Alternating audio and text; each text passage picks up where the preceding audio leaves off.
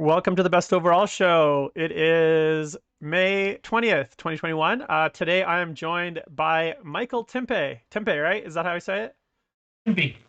Timpe. Okay. All right. Well, I've already screwed up his name in the first 20 minutes. Michael, how are you? It's been a long time.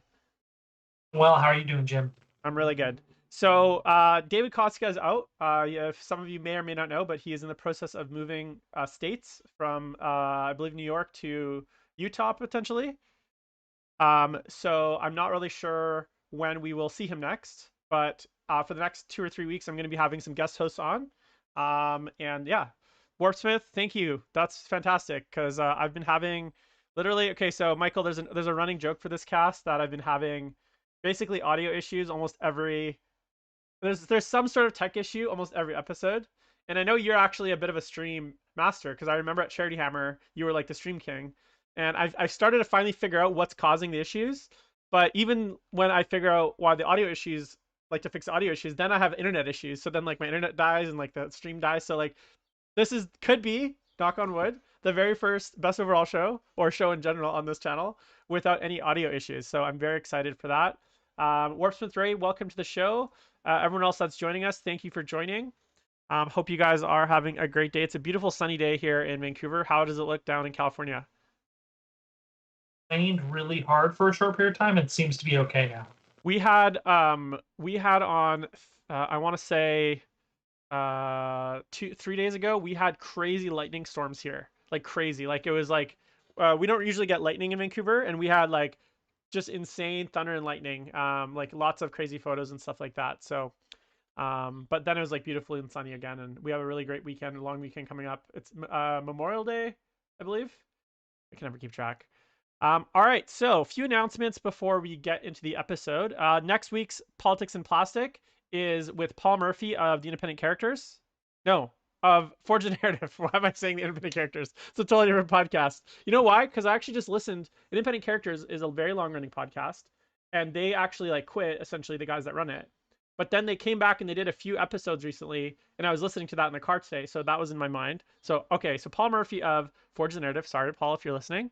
We're going to be, the topic next week is basically discussing the kind of, I don't want to say the stigma, or we're just going to having a big discussion around the concept of like being a casual gamer, and what does it mean to be casual. I think the actual show topic is casual gamers are not what you think they are. Something along those lines. Something clickbaity, adequately clickbaity. Also, just a reminder, guys, the Best Overall Show and all of the shows that I produce are on podcast form if you like to listen while you work. You can catch them on Spotify, Google Play, Apple Podcasts, Podbean, etc. Just search for the Best Overall Show on those channels. And then, as always, please make sure to leave a comment below in the videos, hit the thumbs up. If you're feeling extra nice, give me a follow on Twitch, give me a follow on YouTube. I'm like 45 subscribers away from 1,000 on YouTube, which is huge because I've only been doing this for about 2.5 months. So I'm very excited for that. So if you are one of the 50% of people that watch these shows that aren't subscribed, subscribe please, because it's going to help me do more cool things for the channel. All right, so Michael, we brought Michael on because he's launched a Kickstarter called Outward Realms, correct? And I didn't hear you there. I think we lost her. Yeah, that is okay, correct. so we're going to be talking about Michael's Kickstarter Outward Realms, and I'm very excited to get into that. But before we do, we have a few kind of discussion points to go through, kind of our weekly things to talk about. But before all of that, we have a prize draw. So for those of you that don't know, there was a contest on my Instagram and on the social media. In order to win some prizes, I'm giving away a FLG battle mat, one Space Marine Impulsor, and 3 boxes of Nurglings to 3 lucky winners. And these are people that have followed the channel since May 11th. So what I have done is I have compiled all the names of everyone that has joined either on Twitch or on YouTube since May 11th, since I announced the contest. And I put them in a spreadsheet. And I'm just going to pull up the spreadsheet on my screen here. So there's a total of 115 people between those two channels. Okay, now here's the great part. If you followed on both channels, then you're in there twice. So you have 2 chances to win. So what I need Michael to do is to pick 3 numbers between 1 and 115 for me. Got it. So, 33. okay. 69. Nice. And then All 112. right, 33. We'll just highlight them first. 69 and 112. So those are going to be our winners. All right. So, and I'm going to give away the gifts in order. So the Battle Mat first, Space Marine Impulsor second, and the Nurglings third. So our winners are. I would do the drum roll sound effect now, but I'm definitely not that organized or technologically able. So our very first winner of the brand new in bag still, not even taken out of the plastic wrap, Battle Mat, 66 by 40, so it's a 40K standard Battle Mat from Frontline Gaming, including is Giles Newton. So Giles Newton, if you are listening to the cast, which I doubt you are, congratulations. I will be sending you a DM on YouTube because this was a YouTube subscription. Please get back to me within a week. If I don't hear from you in a week, I will probably redraw the prize. So just FYI, Giles Newton. Our second prize, which will be for a Space Marine Impulsor, also goes to a YouTube subscriber, and that is Daniel McComas. So MCCOMAS. So Daniel McComas, again, I doubt you're listening because there's 150 of you on here, but only like 12 people listening right now live. So I doubt you're listening, but if you are, congratulations. And again, I will reach out to you. And our third winner is actually from our Twitch channel. And that is, the username is Macman Ekim. So Macman Ekim, congratulations. You have won a set of 3 Nurglings. So I will reach out to you guys individually on YouTube and Twitch. I'll send you guys a DM. So make sure to check your DMs. And congratulations. We're going to send out those prizes. I will, hopefully you guys don't live in Europe because that's going to be expensive for me. But if you do, hey, that is part of the prize. And actually, one thing, Michael, is I've discovered that the best way to get rid of your pile of shame isn't to actually paint it; it's just to give it away. So I've been thinking, I'm like, how do I get a smaller pile of shame? So I've been giving it away just progressively, and it's been fun. So how's your pile of shame That's these a great days? strategy. How's your pile of shame these days? My pile of shame for my own game is quite high because I have a lot of models to paint. Actually, I'm touching up my Necrons. Nice. I'm just making them look nicer now. They're all painted. Nice. Yeah, for those of you that don't know, Michael, it's Timpe? Timpe. Sorry, Timpe. It's spelled Timpe, so I'm going to be confused. So I'm just going to call you Michael. So Michael was one of the top Necron performers in basically the last real ITC season 2019. And he's basically a Necron overlord. So how have you been finding the Necron rules in 9th edition? Because I haven't really talked to you since 9th edition has come out. So how have you been finding the Necron rules? I think we started pretty good, and as more books that have come out, we've slipped in power level.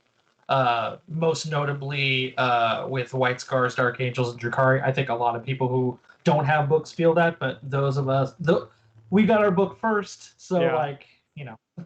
The sad part is too, is like, even though Space Marines got their first book, there's gonna be another Space Marine book in the next like year and a half. Whereas there's definitely probably not gonna be another Necron book.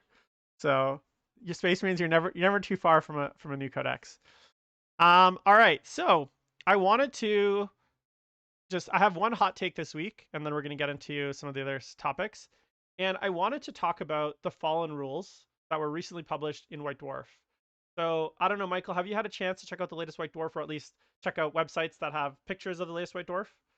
I have not. Okay, so Games Workshop, why do you guys make this so hard for me? Why do you make it so hard to love you sometimes?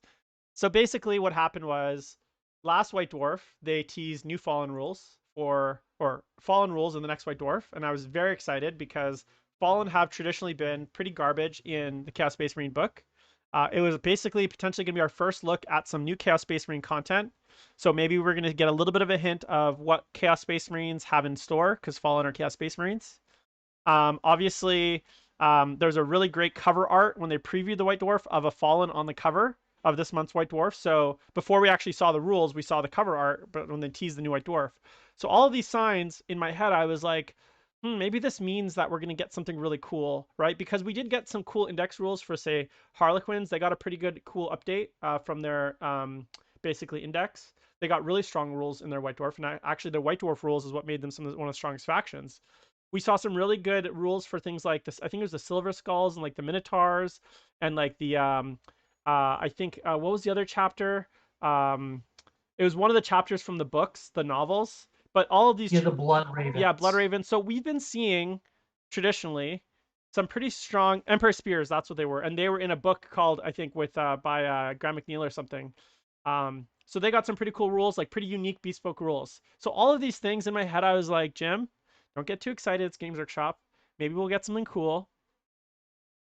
But as always, I tempered my expectations, and obviously I'm a bit of a pessimist, Michael. If you haven't known, sorry. Thanks.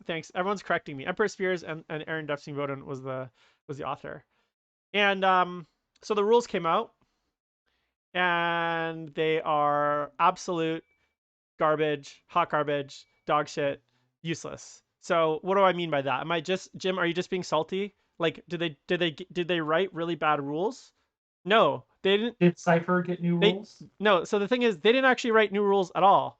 All we got was a reprint of the Vigilus rules from 2 years ago. The Specialist Fallen Detachment. So in the old Vigilus Ablaze book, there was a fallen detachment, which rules were absolute garbage at the time, and they just reprinted that word for word, except updated the detachment rule for ninth edition. So now, in order to run that fallen detachment, you need to spend 4 command points, 3 to take a Vanguard, because you're only allowed to take them in a Vanguard detachment, and 1 to pay for the specialist detachment. Oh yeah, did I mention it's a specialist detachment? Which means none of the rules are actually even legal in match play, in match GT play. So basically, so all of the other rules, the stratagems, the traits are verbatim identical, and they are absolute garbage. They are like, you're only allowed to take sorcerers, cipher, and chaos space and fallen units. That's the only thing allowed in that detachment. So it's a completely useless. Oh, sorry, and rhinos. Sorry. So you're allowed to take cipher, I think sorcerers, and then fallen units, and then rhinos. That's literally all you're allowed to take in the detachment. There's 2 stratagems which are absolutely useless. There's 1 relic which is even more useless, and basically the rules are just a reprint from 2-year-old rules. And I just like, this is one of those things where I'm like, anyone could have in the 2 years since those rules came out, put in literally 10 minutes of effort just to make them slightly like cool, slightly like uh useful. It wouldn't have taken much, right? We know that they're capable, but instead they're basically just refeeding us their own vomit that they gave us 2 years ago. They've regurgitated the food. They've re-vomited out these rules that were already vomit. They've and fed them back to us. What I know you've been playing this game a long time, Michael. What do you think of this kind of stuff? Like, do you think I'm being like unrealistic? Do you think I should just be, because a lot of people say, Jim, you complain too much. Do you even like this game? And yeah, guys, I love the game. And I just want rules that are cool. I would love to build a unit of fallen space marines, convert them up, and run my cipher. Have a fully painted cipher, and run fallen. I would love that. That'd be so cool. But they're just absolute garbage. The rules are garbage, garbage, garbage. So yeah, I don't know what else to say. But what do you think, Michael? I know that I know that on High Lords of Terror, the podcast that I'm on, Alex is a huge Cypher fan, and he is also really sad whenever the Fallen rules are bad. So he's sad a lot. Yeah, and like I was like, you know what? I was like, you know what? In my head, I was like, maybe this was like the very like far-fetched idea that I had in my head, which was they're not going to be included in the next Chaos Space Marine Codex. So the Fallen rules we're going to get is going to be basically like an actual data sheet of like Tuun Fallen, right? Tuun Fallen Space Marines, and we're going to get like a decent almost Index Astartes level of rules where it's like, here's how to actually run a fallen army. You get these, you can pick these units from, say, even the Dark Angels book. Maybe there's like an ability to mix Dark Angels units in there, throw in some Chaos Space Marine. Like it's almost like a hybrid Chaos Space Marine Dark Angels thing, right? Something like that. I don't know. Like, and then maybe like Something a few interesting. warlord traits, a few characters, something cool, something that really made it like, oh, this is actually, maybe not the most competitive. That's not what I was asking for, but just something that at least felt like they put in literally 1 minute of effort. And then the thing that bothers me the most is like, this is a perfect example of literally phoning it in. This is not even, this is a copy and paste job from 2 years ago. And it's like, do we deserve better? Like all the money that we spend for Games Workshop, the 5 billion euro market cap company that makes hundreds of billions of pounds, hundreds of millions of pounds in profit every year. This is the best they can do. Like it's just so sad. It's so sad. Games Workshop, it's just so sad, and it just really makes me sad because it just feels like it feels like anyone with any amount of like, I don't know, just like common sense would have been like, hey guys, could we just like maybe like put in a little bit of effort? Like, is there no one out there at Games Workshop that's like, hey, maybe this is not a great idea just to reprint these 2-year-old rules with 0 changes? Why don't we just put in 20 minutes of effort to make something a little bit Or cool? don't do that at all. Like if it's gonna make people feel bad, why put it there? Yeah. There's only 900,000 things they can put on the cover of White Dwarf. Yeah, and anyway, so that was just I guess my hot take from the Fallen Rules, and I'm just really upset. I want I yeah. Anyways, all right, let's move on because I could complain and whine and for another 30 minutes. But oh, also the part that stings the most. So I haven't had a White Dwarf subscription in 15 years, probably since I was like 2006, probably like when I got out of the hobby the first time. That was probably around the time when I quit for the first time. And when I saw that there was Fallen Rules coming, I was like, you know what? Maybe it's finally time to get a subscription to White Dwarf. Like this is it. I want this physical book. So I subscribed to White Dwarf for the first time in like 15 years, thinking my very first issue will be this issue with the Fallen. It'll be awesome. And not only are the rules garbage, I still haven't even gotten the issue in my mail. So it's like so now I have a year. I'm gonna get a year of disappointing White Dwarfs, and every time I get an issue, it's gonna remind me of how bad the Fallen Rules are. So we'll see how it goes. All right, so let's talk current projects, books read. Uh, Michael, what are you working on right now? Outside, yeah, just in general. It could be anything.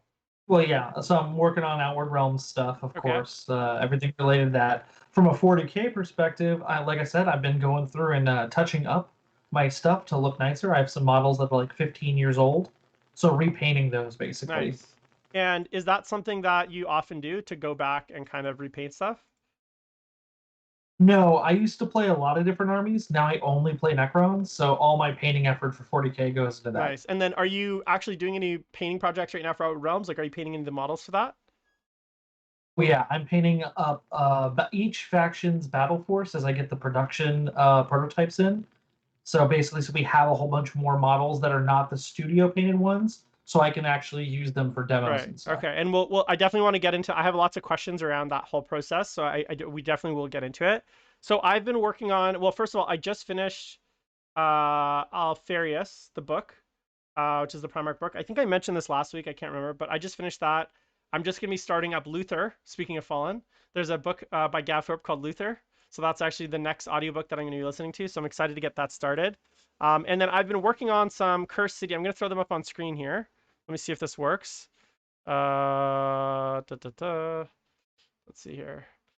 So I've been working on some okay, not Curse City. Sorry, I've been working on some Warcry vampires. So I decided to do so at first I was gonna do like a Blood Dragon theme because I was like, you know what, I really want to paint red armor. Red is one of the colors that I hate painting the most. And so I was like, maybe I'll use the set of the 4 vampires for Warcry as a really good way to challenge myself to paint red. But then I decided that I actually don't, everyone's doing them in red, right? And so I want to do something completely different. And then I was inspired a little bit by the Kislev Total War trailer for Total War 3. And I was like, oh, why don't I do like winter vampires? So this is the model I just finished. This is the second. I just threw it up on screen if you guys can see it.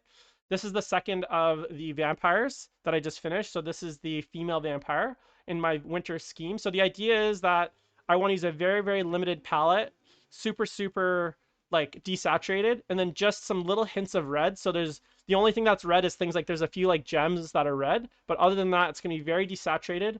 And then I wanted blue eyes and ice blades, just like White Walkers. So I wanted a very White Walker-ish kind of feel because I was thinking, okay, these would be like White Walker winter Kislev vampires. And then I threw up. I'm gonna change this over here. So this is the other one that I finished a few weeks ago, and now I'm working on the third model, which is the like I don't even know how to describe them. So those are the models that I've been working on. I'm also working on some more YouTube content. So I've been teaching myself YouTube and how to edit videos. So although this channel is mostly me live streaming and spouting my mouth, I will be doing some YouTube content. I have a few painting videos I've already done, and I'm going to be working on a Death Guard painting video coming up as well. So that's going to be fun. So that's kind of my projects. All right, let's talk Outward Realms. So first of all, Michael, congratulations. So for those of you who don't know, Outward Realms is, when did it go live? Like pretty recently, 4 days 4 days ago. ago, and there's 26 days to go. I'm going to link the notes. Sorry, I'm going to link the link to the Kickstarter in the show notes. It's actually already in there if you check if you're watching on YouTube, and on other places. I put it in ahead, and it's already been funded, which is amazing. So how good does that feel to have it funded right away? Felt really good. I was so impressed. Yeah, and so tell me a little about like so the Kickstarter for me is like it seems like because I did actually have an interview with blah blah blah uh now I'm gonna forget his name. Um, guys, I'm like so dumb right now. Give me one sec. Because I can't forget his name. I just interviewed basically the CEO of not Kickstarter of Creature Caster a few weeks ago, and they obviously did a Kickstarter as well for their new game, but obviously they are an established model studio, so for them it's a lot different than you who I'm gonna tell you guys his name because I'm gonna feel really bad, and he's gonna get mad at me. Um, where is my video here? Wow, I can't even find my own videos. Peter Adams. Okay, CEO Peter Adams of Kickstarter. Sorry, guys. I'm like one of those people that if I don't know something, it's gonna bother me unless I find out. So Peter Adams, I did an interview with him from CreatureCaster a few weeks ago. We talked about their Kickstarter and kind of that process. And obviously, they are an established model studio. They've been, in business for 6, 7 years. They've got a whole range. They've got a name out there. You obviously, as far as I know, don't have that. You're coming from a much different place. So tell me a little bit about how this all started. How did you decide, okay, I think I'm going to make my own game and do a Kickstarter, having not done anything like that before? Where did that idea come from? Well, it started, well, I won't go all the way back to when I was a kid making up rules for like Lego ships and stuff, but I actually started by writing a book, and then I didn't like it. I was Sorry, when you unhappy. say a book like as a novel? A Okay. novel, yeah, yeah. So I wrote it, and I was unhappy with it, and I put it in up to the side, and some years went by. 3 years ago, I wanted to make a miniatures game, and I had the time and a little, some money and the contacts and expertise, I think, because just over the years of the various things I've done. And I was like, man, I can license an IP, or I can try to come up with something like, wait, I have a setting from a novel that was, I didn't like how the plot went, but the setting still works. So I went in and grabbed that setting, and I was like, oh, this needs a lot of shoring up to like make a compelling lore. But I did all that work at the same time I was working with some playtest teams to get a rule set dialed in, and then working with designers to get the visual motif of the models established from the 2D, from the concept to the 2D to the 3D, and then technical work to make it into molds and do all Right. that stuff, right? So all that was kind of happening simultaneously. I always knew it was going to be a Kickstarter launch. I just wasn't quite sure when until about a year ago. Right. And then I picked my date of May and I made it happen. Right. And I'd imagine, so like, again, just going back to the kind of contrast for someone who doesn't have an existing like company essentially, or because when I think of like Kickstarters traditionally, there's a lot of them on Kickstarter, right? There's a lot of miniature Kickstarters, sorry, is what I was gonna say. And so what kind of, like um risks and like do you have to take on, like, especially because you mentioned you had designers, you mentioned you had artists, you mentioned you had game designers, all these kinds of things. That's not free. People don't do that kind of out of kindness of their heart. So you're kind of you're investing your own money, I presume, into this Kickstarter, right? Thinking, okay, at some point in the future, unknown, I'm going to make this into a Kickstarter game. Like, how scary is that process? And like, was there times where you doubted, you're like, is this actually going to work? Is this, or did you always feel like, you know what, this is a great idea. It's going to be awesome. Like, no problem. I knew that I was going to do it. It was just a matter of how much time it was going to Right. take. No, yeah, especially a year ago when I set May, it was a hard crunch, even though I had all that time and prep to get to that specific date. But I was like, I'm going to do it this month. And it was maybe almost a little arbitrary, but it worked out, right? Like, I didn't want to wait another 6 months. I didn't want to just keep pushing it out. Nothing will ever be perfect. And I wanted to like, hey, this should be a thing. Let's do it. Let's launch. I have enough assets. I think I can get there. And it turns out I was Right. correct. So very fortunate And there. what would you say to people that like, they're like, hey, this guy Michael who we've never heard of? Um, oh, sorry, I just read Garrett Stenstorm just said in chat, he's like, I hope this game blows up, but it was cut off from your window, and it literally says on my screen, hope this game blows. And I was like, hey, that's really rude. But I just moved my window over and it was like, I saw that blows up. So I was like, why would Garrett say something so rude? But thank you, Garrett, for that that positive comment. I was like, man, that's really rude. Okay, so you had this idea to do this Kickstarter, and what was kind of that first initial few steps? Like, what are the kinds of things that people maybe don't understand about getting, I think probably actually setting up the Kickstarter is probably the easiest part, but actually getting all the things together that you need to actually set up that Kickstarter to say, okay, here are all my tiers, here are the models, here's the rules. That's probably where a majority of the work goes into. It's not setting up a single, like anyone can set up the single page on the Kickstarter that shows all the information, but the actual rules, the models, the gameplay, the background, all that stuff, that's probably the bulk of the work. So what was that like trying to get all that together? And you mentioned that it's been about a 3-year process. So have you been working on this pretty steadily over the last 3 years? My second job for 3 years. Yeah.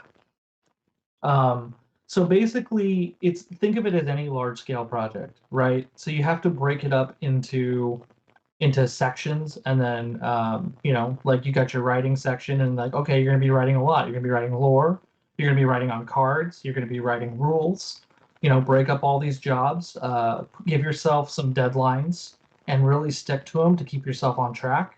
I would say that as someone who's trying to do this, the places where I am glad I had some things would be like I had two editors because editors are very busy people, and so when one editor was busy, I had the other editor to have available, I should say. So those editors, great, huge resource. Having play testers was really big. I don't know if you need a lot of play testers. I think maybe every game is different and they all go their own way. I needed a set of, very enthusiastic, very familiar with many kinds of games playtesters. Not just a 40K, but like lots of board games, lots of like so their heads have a lot of mechanics and they really understand like, oh, just they can lose a game and it's not a negative play Right, experience. They're like, oh, okay, like this actually is working as intended, right. right? So Like that's big. yeah, so let's and I definitely want to talk a little bit about the gameplay in a bit. That's definitely a big part. But let's first talk about you mentioned the story that you wrote, and that was kind of the genesis of this. So let's talk a little bit about the background. So set the scene for us. What is Outer Realms? What kind of setting is this? And what is the kind of overall? You don't have to give me like a play by play, but what is the kind of overall like I guess set up the story for us here? Like what are we playing? Um, about what are they fighting about? I guess is essentially the story of these games. Totally legit. Let me tell you the two things I like. So I really like the Expanse series, and I really like the Culture series from Ian M. Banks. The Expanse deals with like a kind of gritty. If those who haven't seen the show or read the I have books, not, it deals with a so I'm okay. So it deals with a really gritty, realistic science fiction where people are the biggest problem, and everything's a struggle, and it's like very class and monetary driven type of thing. Politics drives a lot of that sort of thing. Um, Whereas Ian M. Banks, it's humanity, like past where the Federation is in Star Trek. We're working on becoming better ethical creatures as a culture in order to ascend to like a next level of like existence, right, and like we're right on the cusp of being able to pull that off. And those books are dealing with like these huge ethical crises within the framework of a science fiction novel, right? And I love those two things, and I'm like, what would happen if I tried my best to like mash those together? Like, because I like when people are on the surface of worlds and they're dealing with like food and water and like the survival frontier aspect, like from westerns and the like, survival right. movies as an example. but I also want a higher ethical ideal. Like, what if we're really trying to do, the best we can, from that kind of So perspective, the and it's opposite just of the hard 40K because it's universe where hard. everyone wants to just murder everyone and just like complete grimdark. Yeah, yeah, I definitely didn't want another dystopia, horrible thing. Bad things happen in the Outward Realms universe. People are still people. That's not gone away. People act in their own best Right. interest, et cetera, et cetera. Selfishness does not die because it's been 500 years. But there are structures in place where basically, certain minimums are met, and by and large, people are, they're living frontier lives. It's already hard. They build these communities, and the thing they fight over, the main source of conflict, are the golden worlds, which are the Earth-like worlds that we've colonized and another alien race have also colonized. Right. So I was gonna mention, so this is set in our kind of our universe. It's not like Star Wars where it's a galaxy far, far away. So it's in our universe with an Earth, and it's 500 years in the future. You mentioned The year is 2640 in the start of the game. 2640. Okay, and then there's multiple alien races, and obviously, if you There guys are, check out the Kickstarter, there's actually how many factions in the game? there are four. Four. Sorry. Yeah. Okay, and how many of them are? I saw one is like artificial intelligence. So Yes. there's a human race, obviously, which is us. Yep. The realm. And then there's what are the other? Tell me about the other races. You've got the Batra, who are the frog-like warriors, Froglocks, like nice. Battletoads. Yeah, Battletoads meets Predator Okay, because they have cloaking sweet. technology and they have a warrior-based culture. Um, you have the Hexagoda, who are a hive mind. We've all seen an insectile hive mind Hmm. before. I try to do my own spin on Yep, that. And then we have the Nightfall, which are basically alien Skynet. sweet. Like, what if aliens made a Terminator Kind of thing? reminds me of the what is that? The aliens from Mass Effect, The the Reapers. Reapers. They're kind of like an ancient alien race that like kind of like is evil and kill stuff. So that's really cool. Okay, so then so you built this background, you built this story that was kind of in place, and obviously at some point you went to actually design the game rules. So tell me a little bit about the gameplay. Like how's the kind of like what's that kind of feel like? Is there is it a D6 based system? Just tell me a little bit about how does this game actually play? Yeah, so it's plays on a 4x4 board, plays with miniatures. Obviously, we got play. It's designed to play in around 2 hours or less, and it is a D6 system, alternate activation. Awesome. I really like So alternate activation yeah, games. if there was something spray painted on the wall to remember to do, it was the game plays in 2 hours or less. Plays on a 4x4 and easy to learn, hard to master. Like that was anything that detracted from those three things was like hard to keep in the game. Right. Like I was like, man, this slows the game down, or this makes it needlessly complicated, or this mechanic comes up once every 3 games. Does it need to be here? Right? That kind of thing. Yeah, and so are the games a set size, or are they? Can you play different sizes of games, or is it kind of like just one kind of set size? You can play different sizes of games. You can go all the way from the special starter scenario we designed, which are, really small little forces, all the way up to a full 50-point force on each side. Right. And you mentioned that it uses D6 system and models. So is it also use like a tape measurement, or is it like a Yep. a free movement system, or is it like a grid? It's a free movement system. It's fully compatible with from the scaling perspective, it's fully compatible with like 40K's terrain, Okay, for perfect. And example. and what is as far as terrain is concerned, like is terrain a big part of the gameplay, like, or is it more kind of like Age of Sigmar where it's like kind of cosmetic and doesn't play a huge amount of role in the game? It's pretty important, but we got it down to like 5 things that we thought were the most impactful terrain Hmm. effects, and people decide what they do. Every terrain provides cover unless they decide it doesn't, Right. and then there are the 4 other ones you can mess around with. That's awesome. So, okay, and if I know Play on Tabletop actually did a how to play video for you, I believe, if I'm not mistaken. They did. So definitely, Yep. if you guys are interested in actually seeing how the game plays, check out Play on Tabletop. I don't need to plug them; they got like a 2,000 trillion followers. So they, but check out Play on Tabletop's channel on YouTube, and there is a video there on how to play Outward Realms. So that's something that's really cool. I would definitely check out. Now, tell me a little bit about so you got this background, you wrote the background. Now, as far as the actual like I guess the IP or the visual language of this game, did you always have a idea of like what these races would look like, what the models would look like, or is this something where you kind of wrote, hey, this is like a human race and this is the kind of AI race, but I don't really have an idea of how like how I want them to look, and then you kind of handed that off, or is that something where you always had this idea of like what I want each race to kind of look this distinctly visually? Because the models are, I assume, quite distinct between the four races. So how did that process kind of evolve?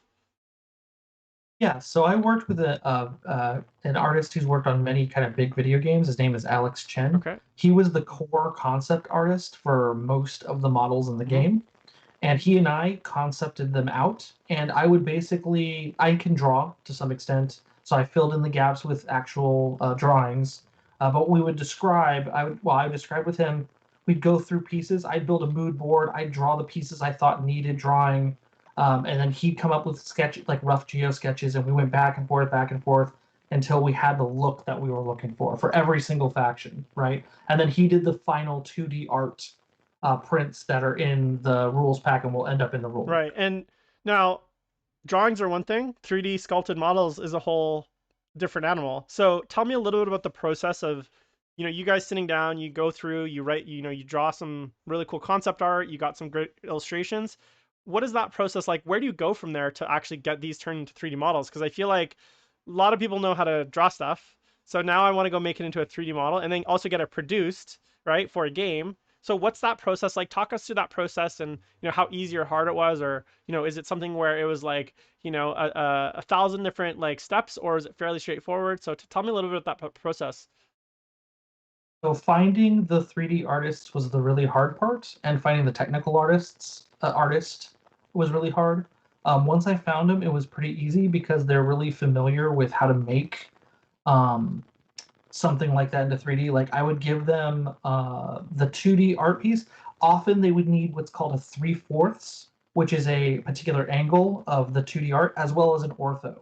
So from all sides, Right. right? They would take that and I watched them kind of do this. They would build like a 3D box in their 3D program of that picture and start building the rough geo like to match the art. And then we worked together on the scale. Once we had a model that was reasonably correct, I would go and I would take it and give it to my technical artist, who would do something called decimate, reduce the amount of polygons and Mhm. everything within it down to a level where it could be sustainably printed. I 3D printed every single model to make sure that there were no like uh, flat planes or like all these weird little 3D things that can happen that are not like legit, which you don't want them in your file. I made sure that they were all clean. I made those prototypes. We used those for play testing, which is helpful. They were like about 80% of the detail, 85% of the detail of the actual production models. And then I took those 3Ds and I gave them to my manufacturer who sliced them up. And then we worked together on how to optimize the mold Right. So designs. so let's talk about the actual physical models. So are these resin models, plastic models, hard plastic? Like what are the models actually made of? So they're made from vacuum spun Okay. resin. So that means they're put in this wheel, the resin's poured in, and then it's put into a pressure chamber and spun at high speed to suck all the bubbles out and make sure the resin fills the cavities. On top of that, we know that resin kind of has a reputation. We're going to QA it really carefully. And then on top of that, we're pre-washing the models for people. So the model you pull out of the box, you can immediately prime it and assemble and prime it and get to work. Right. And so are those models getting produced like locally, or how does that actual like or is it something where you work with like a somewhere over, a lot of places get like models produced overseas. So are you doing that? Is that something that's getting done locally in the U.S., or where are the models actually coming from? Every single thing for the game is being made in the U.S. It's all made in the USA. Amazing. And yeah, I found a small model manufacturer who they could do the volume I was interested in and weren't scared if it blew up, got big, and we could yeah, it was just a really good fit. I was very fortunate to find that individual, and we seem to work really well That's together. awesome. So And what's the I guess, obviously for the Kickstarter you have there's like the starter sets, and then there's obviously, every Kickstarter has stretch goals where there's additional models that are released. And you guys are no different, and I'm looking at the models right now. So what when you guys when you guys just started to decide to do the stretch goals and those kind of additional models, what was your kind of approach to that? Because I think a lot of once you have that initial set, you can kind of go in any direction with stretch goals, right? Like a lot of Kickstarters go, you know, they might do like extra rules, or they might do extra features, or they might do extra development time. So what was kind of your approach to the additional stretch goals, and how you guys wanted to just have more models? I think the first decision was we weren't going to do any new models for the stretch goals, which we didn't. Unlike a lot of Kickstarters, we only have 2 stretch goals, and they're just a number. If we hit it, everyone gets it as All a right. reward. Everyone gets it as a reward. The first item on that list is Orca, which is an army builder, which would be a web-based but friendly for mobile-based army builder where you could share, save, and make army lists and rosters. And then the other part was the living map, where we're already in Best Coast pairings, so you can use that for a digital scorecard. Also, if you submit your games in Best Coast pairings, the idea is once a month I'd get that information, and I would adjust the living map as like a faction-based leaderboard, so people could see what was kind of happening in the universe based on the games they were playing. Right. And I would, if you guys are checking out the Kickstarter, make sure you actually go all the way to like almost the last, like the Kickstarter page is quite long. I would highly recommend you go almost all the way to the bottom, because the 3D renders of the models and the 3D fully painted models, it's a huge difference. Like when I look at the 3D renders, they look very like, they don't look that detailed, but the actually fully painted models, which are beautifully painted. I don't know who did your painting for these. Sanchez. Sorry. Oh, Israel Israel Sanchez. Sanchez. He's a very well known painter. The models actually look amazing. They look very very clean, very very like.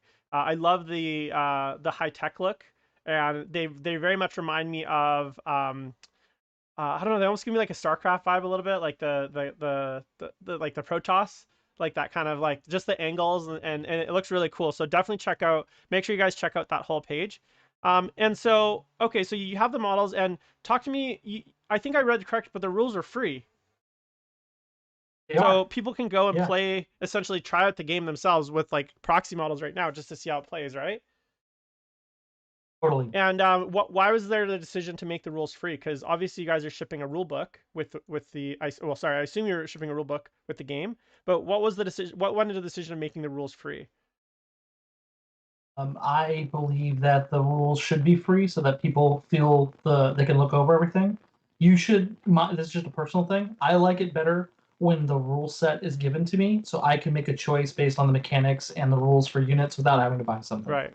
And is there plans to do like, I'm sure there is, because almost every game has continuous updates. But what are your kind of future plans for the game as far as like regular updates? Are they going to be FAQs? Are there going to be like second, like maybe way down in the future second editions, etc.? Is there something where people can regularly expect updates from you, from the I guess it's just you at this point, and then your team, but like the Outwards Realm team, once the game is Kickstarter's over and the game's out in the wild, is there a place that people are going to be able to go and like interact with the dev team and kind of see what's happening with the game? What's the kind of future plans for the game? Yeah, so we have a Discord that's pretty active. We're getting kind of close to 100 members now. It's been around for 6 months. That's where people can best interact with us. You can also Facebook message us as well. That's for communication. For updates, we already have an FAQ. Nice. We will keep that up to date. And again, those updates and everything are free. From the rulebook perspective, it will contain the most up-to-date rule set that was available when we printed. The thing it has that's different is it has the lore, the narrative rules, those sorts of things, right? So we're giving you the ability to play the game for free, like what would be the equivalent of the core rules and all the codexes for free in a 40K sense. But if you want the narrative, battlefield rules, if you want, all that extra stuff, the model gallery, everything like that, you would pick up that rule book, and that's the intent of that. For going out into a longer stretch, I have designed 2 expansions in advance. The entire game has been play tested around all this stuff. This is the stuff that I picked out of the big pool to put down as like what I thought the best initial release was, and it got play tested kind of the most. Those decisions were made about 9 months Right. ago. So, and this is kind of where we're at. But like I always intended it to have the opportunity to make this and have it go well, and then have those either squeeze both expansions into one and drop that all at once, or into 2, which is a little easier for production and getting things out. so that people would all factions, by the way, would be getting an update every time, so that everything would get a few new units to play with. And it actually expands the game quite a bit by adding things like new traits, new additional objectives, and some like kind of new mechanics actually. So anyway, yeah, that's kind of the long-term Right. expansion. And one of the things, and I know lots of, and I've heard lots of horror stories. You're just starting this Kickstarter, but we've all heard lots of horror stories, Kickstarters. I've seen people where their Kickstarter shows up like 4 years late. People that like never get their Kickstarter. So if for people that are maybe a little bit more hesitant about jumping in at this stage, is there going to be an opportunity for them to potentially like, is there going to be a website where they can go and purchase the game separately after everything for the Kickstarter is kind of settled, or is this going to be something where like how are people going to be able to actually get the game after the fact if they decide maybe they want to hold off and just kind of see the game launch and then they want to get kind of into it? So what does that distribution model look like for you? Yeah, so this is being done with Hammerhead Games. Hammerhead Games has a retail store in Sacramento, as well as a nice online store. I'm going to be once everyone on the Kickstarter has gotten their rewards, I'm ordering some extra. We're going to stock the web store for those folks that wanted to see what happens. We'll have some at the physical store in Sacramento as well, but you can of course order on the web store and we'll ship to you. And then once we run out of that initial run, we'll look at it and go, okay, let's see kind of where we're at. But that's like I believe that's basically a year Right. away at this Absolutely. point. So, And but we do have an intent to have people be able to get some stuff. what do you say, like, the miniature game market? I wouldn't say I'd say the miniature model market is, there's lots happening, obviously, in the model market, especially with 3D printing. There's so many like STLs floating out, that kind of stuff. The game market is actually not that crowded as far as like actual miniature games, right? Like, you have your 40K, Infinity, when it comes to sci-fi, especially. You have maybe there's like maybe two or three other games like I wouldn't even call War Machine. That's who knows what you know. Stargrave is another So sci-fi for game. people that are already playing involved in the miniature game hobby, what is it that how would you kind of like, I guess, pitch them that like, and what why should they look forward to this game? Like, what is it that you feel is really unique about this game or really great about this game that would make people want to give it a shot? Like, because there's a lot of games out there. So what is it about this game that you think There is awesome and that you're really excited about? is easy to learn and hard to master, which I know a lot of people say, but it's true. It plays on a 4x4, so it's easier to fill with terrain, easier to play in an apartment or like on a kitchen table. It plays in 2 hours or less, so you can get in a couple games in an afternoon instead of just one game. And my one of my favorite things about it is when I'm teaching someone new the game, uh, every time we're going through it, halfway through the first round, it's a 3 round game. Halfway through the first round, something clicks and they start making decisions. And they're not always optimal. They're not always the best game decision, but they like take over. They don't need coaching anymore. They're like, okay, I know I can move this unit and I can shoot that unit over there, and then like I can do these things. Like that something fundamental clicks, and that feels really good. I've had teaching games of 40K where they've played multiple games and that click doesn't happen. Hmm. Right? Yeah, that's really interesting because there's definitely like someone just I learned how to play Dominion a few months back. I don't know if you heard of Dominion. It's a board game, and and there's like three expansions. The person had three expansions, and Dominion's like it's literally like a settlers game. Like, I don't know, you play with cards and little tokens. It's not like a miniature game. It's a fun board game. But like, I remember there was a point within like 15 minutes of me playing where I was like, oh, I get the game. Like, I just instantly, within about 15 minutes of playing, like just understanding the mechanics, instantly I got the game, even though I wasn't. There's like a lot of complexity to the game. There's like 1,000 expansions, cards, tokens, all this kind of stuff. That feels really good. That feels really good when you can play a game that you're new at. And I actually, to be fair, I actually won my first game of Dominion. So the person I beat, the person that taught me. That's how fast I picked it up. Just humble brag there. But my point is like, there's something I think really appealing about a game like you're describing, where it's easy to pick up, and there's still a lot of layers and depth to it. But like, it doesn't. There's certain games that like I wouldn't dare teach people over a single game. Like, you need, not only is it hard to pick up as a new player, like say I just buy it off the shelf and I want to learn it. Like, imagine a brand new player who's never played 40K buying the 40K rule book, opening it and trying to play the game. It's impossible. You need someone. It's one of those games you just need someone to teach you.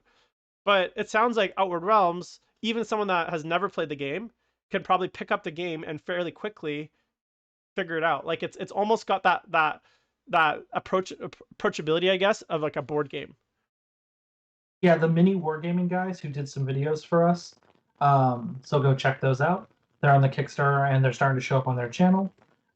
They had like 3 questions, and they were all like really good FAQ Right. questions, and that was it. That's awesome. And they knew it. Yeah.